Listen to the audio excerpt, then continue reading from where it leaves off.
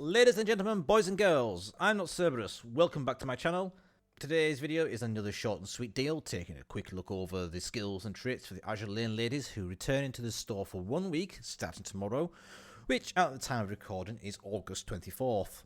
Truth be told, I would only consider 2 of them to be absolute must-haves, with another 2 following closely behind but only really recommended for certain niche builds, and then the other 2 just being don't pick up if you can help it, or if you do pick them up, either because you've got the crates, don't waste too many resources. We'll start off with the commanders I feel that are poor choice overall, then work our way through to the ones that I like. And unfortunately, as much as I love the ship, the commander which I'll start with initially will be Hood. You can see here she's got the Torpedo Charmer base trait, which does have a nice advantage of reducing your incoming torpedo damage by up to 10%, but in most instances a spot of situational awareness and active maneuvering can help you avoid torpedoes anyway. And in the cases where you can't avoid the majority of them, you're dead 90% of the time. It does make a nice addition as inspiration for any commanders that you have assigned to Yamato though, I will give it that. The rest of the skills, like Henry Hyde and later Nelson and Dunkirk, are pretty much the standard hybrid battleship commander fare, with the flammable cannoneer and brawler skill at the top, gyrating drill bits and crisscross in line 2, marksmanship firefighter in line 3, with Hood's unique skill, Royal Navy's Glory, also accompanying line 3. This skill particularly reduces your damage control reload time by up to 10% and increases your ship's speed by up to 5%. Combined with Emergency Specialist and Reinhard Stier, you can get your damage control reload down by around 28%, which I'm sure many players would really appreciate. However, for me, as a very aggressive player, this isn't really worth sacrificing the accuracy of your guns, which you get from the marksmanship skill.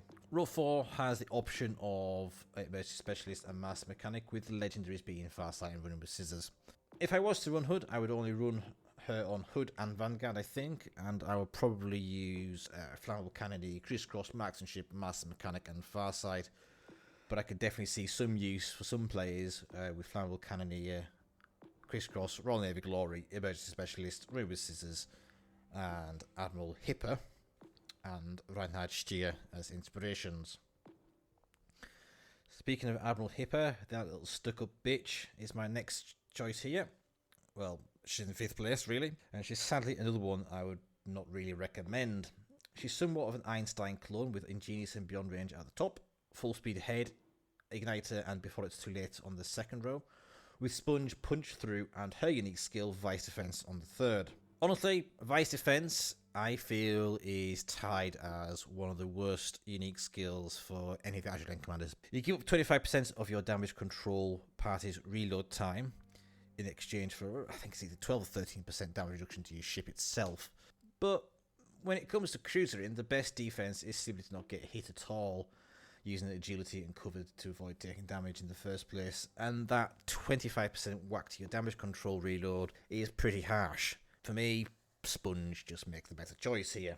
The remaining skill slots are taken up with Acoustic Chamber and Fixated on the 4th row, with By the Book and Refill Station rounding out the skills for the legendaries. Hipper's base trait does make an okay inspiration if you find yourself really troubled by fires. Firewall, which its ability is reduces the burning damage to your ship by up to 10%. But given the limited inspiration slots we have, there are far more powerful skills to use across the many classes. If I was to make a build with Hipper out of necessity, I would run Ingenious, Full Speed Ahead, Punch Through, Fixate and Refill Station, with inspirations being Kuznetsov, Von Essen, Müller, Scott or Einstein, depending on my mood.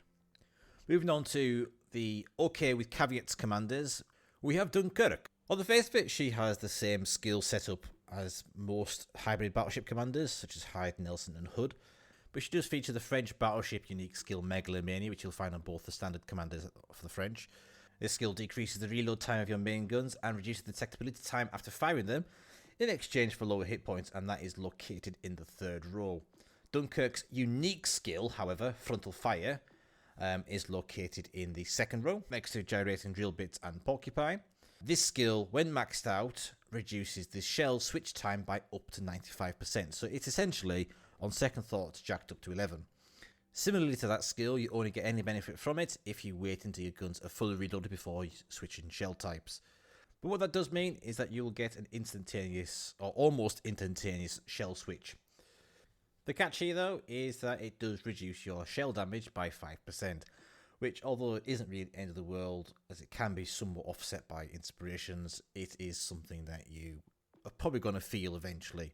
But what it does do is make for a good commander for the likes of Dunkirk, obviously, as well as Richelieu and Jean Bart, with the latter ship being able to get a reload time of well below 20 seconds on her main battery guns. Dunkirk's base trait, Floodgate, as the name implies, is useful for helping out with flooding, and is able to reduce the damage over time sustained by floods by up to 20%. As with Hood, this would be something to consider for some of your legendary battleship commanders as an inspiration. If I was to use this commander, I would spec for a full brawl build, making the best possible reload time and being able to quickly dispatch enemies. So it would have to be Brawler, Frontal Fire, Megalomania, Master Mechanic with Farsight, and then either Charles Madden, Shuprat or Cunningham as inspirations. And I would also ensure that I fit the main battery mod 3 to further reduce that reload time as well. Moving very quickly on to Atago, her skill setup is pretty much identical to Admiral Hipper, with Fortified in place of Vice Defense and Arsonist, her unique skill, occupying the Before It's Too Late slot. Arsonist is one of the strongest unique skills of any of the Azur Lane Commanders currently. It buffs your fire chance by up to 8% and your HE shell damage by up to 12% at the cost of 10% increased damage received. While some would argue that 10% isn't that big of a deal, I would counter that you're also giving up any skills that better increase your mobility and reduces your dodging potential, as Arsis occupies the row where the only speed or rudder skill rests with this commander. I would guess that this is what balances out and stops Atago being god tier, at least in my books, but I'm sure that someone will find some love for this commander.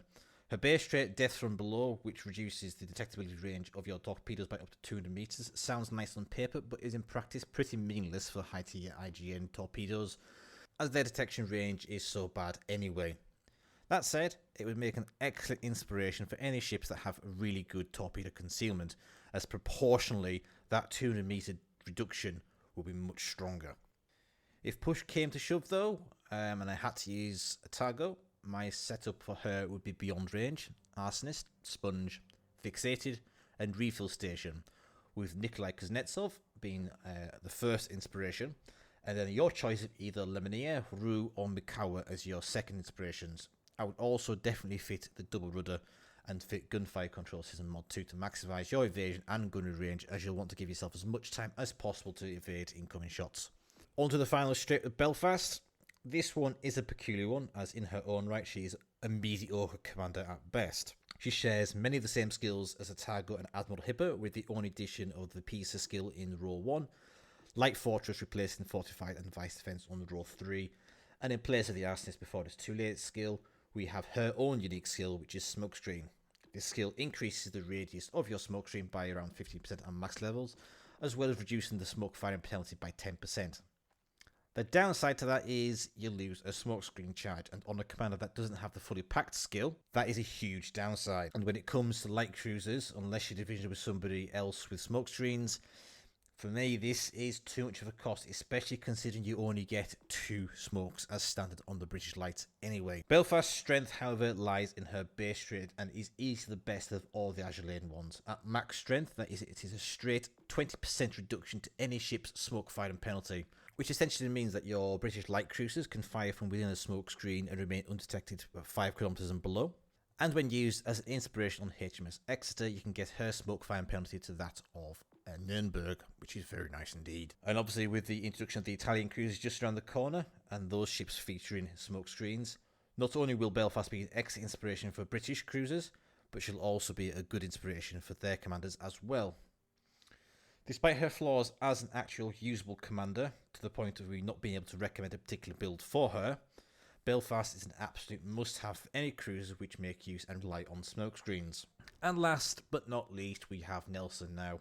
I have already covered her in my HMS Nelson ship review, but she is the usual hybrid battleship commander featuring the same skill layout as Hood, sans Royal Navy Glory, with her unique skill, Big 7, slotted into the second row.